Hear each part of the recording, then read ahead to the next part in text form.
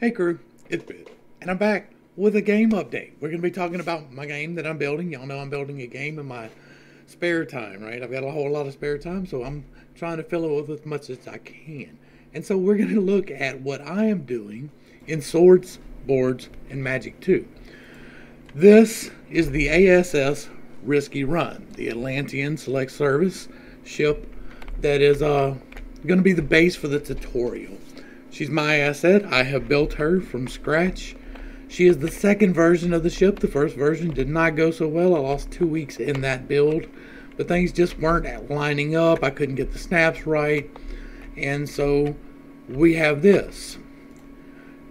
All of these pieces are modular, interchangeable. They snap.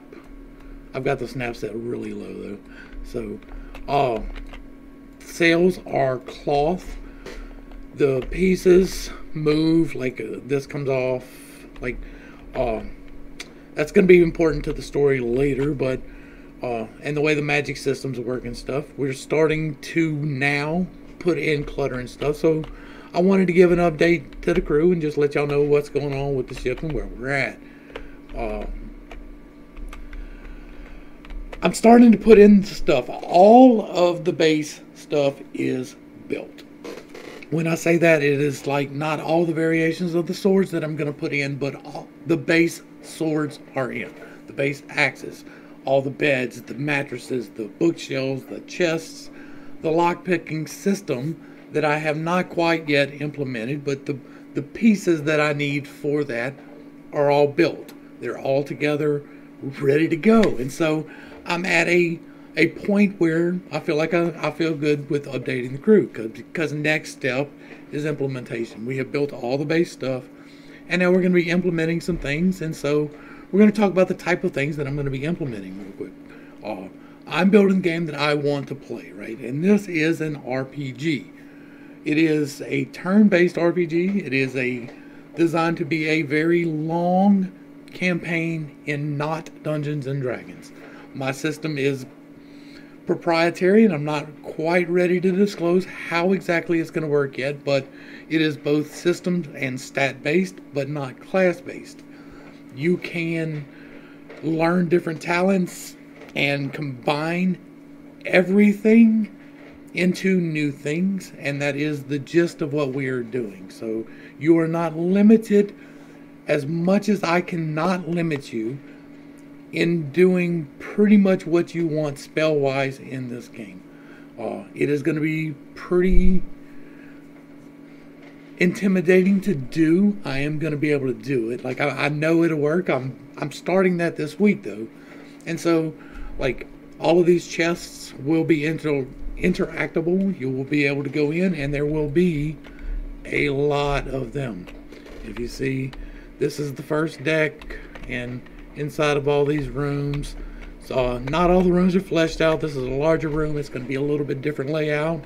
There will be doors, there will be locks, they will be randomized, there will be NPCs, there will be things to interact with and do and learn, because this ship is the tutorial, and all of these pieces are part of it in an interactable tutorial that is more than just click here, do this.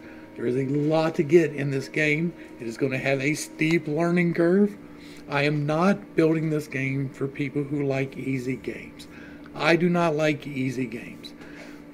I do not like impossible games, but I loved Vanilla World of Warcraft.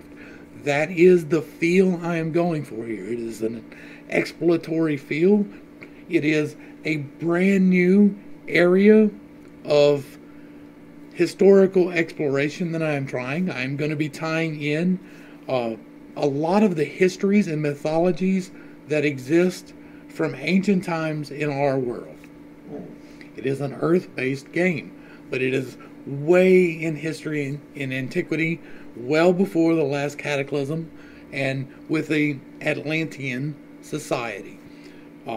There will be the Anunnaki. We're going to be dealing with the Enuma Elish. We're going to be dealing with a lot of things that we deal with on my channel in a interactive, let's learn something type of way that is completely made up and not necessarily stuck to some kind of what everybody already knows.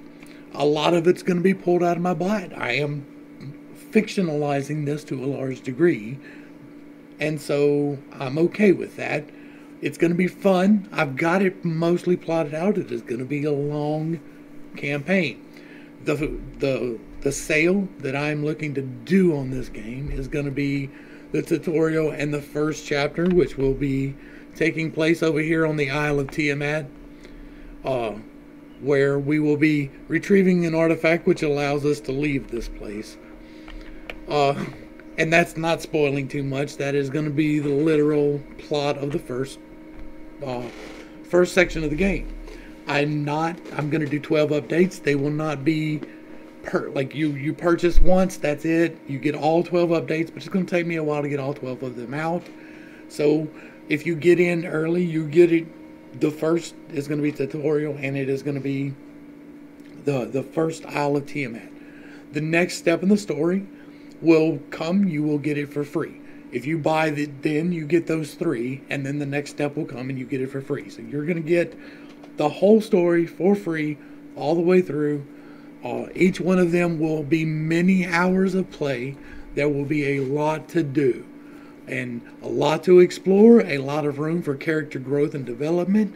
It will be a party-based system, and you will be developing your own party that you will be taking through an extensive campaign that is not Dungeons and Dragons at all.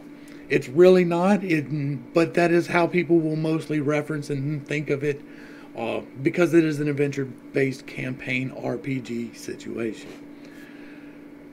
And so that's where we're at, really, with the game. I wanted to jump in and let everybody know what was going on. I'm still building some assets. I'm still making some things. I'm still doing a whole lot of things here that behind the scenes that need to be done. We're going to be using Ascent Combat Framework. I bought that, so all the hard coding is done. I don't have to jump into C++ at all. What I'm going to be doing is adding in the tags and the gameplay functionality. I can do that. I am well capable of doing that. And doing the blueprints and implementing stuff, that'll be the next step. So all of the things that I have been building will get to be interactable in this next stage. I'm not sure yet if I will have the characters actually, like the player character portion of that done yet, but we'll see. That's about all I've got though for this little update. This was just something to let y'all know what was going on, see what's coming.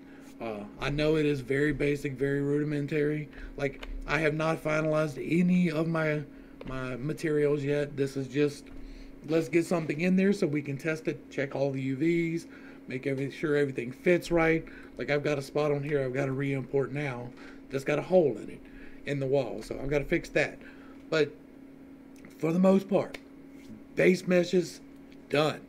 Now I have to do variations on swords. I have to do variations on all the things, but a lot of that is not nearly as time consuming as building a base mesh sword, building a base mesh axe. Like, all of the little bitty pieces that go into the game, I have built them. I have built them all, as far as I know. There will, without doubt, be more to do, though. So, in editing, I realized I forgot something. I've got somebody working on some sound for me, too. I'm going to leave the Bandcamp link down below. His name is Samuel Sykes. He's from the boot. He's up there by my mom and them. So, if y'all want to give him some love and show him support, check him out on Bandcamp with the link down below. To the crew, thanks for hanging out. I appreciate every single minute that you are here with me, and I am praying for you every single day. This was just a quick update to let you know where we're at on the game. Until next time, I love you. You are perfect, whole, and complete, just the way that you are. And this has been Pittstake. Peace.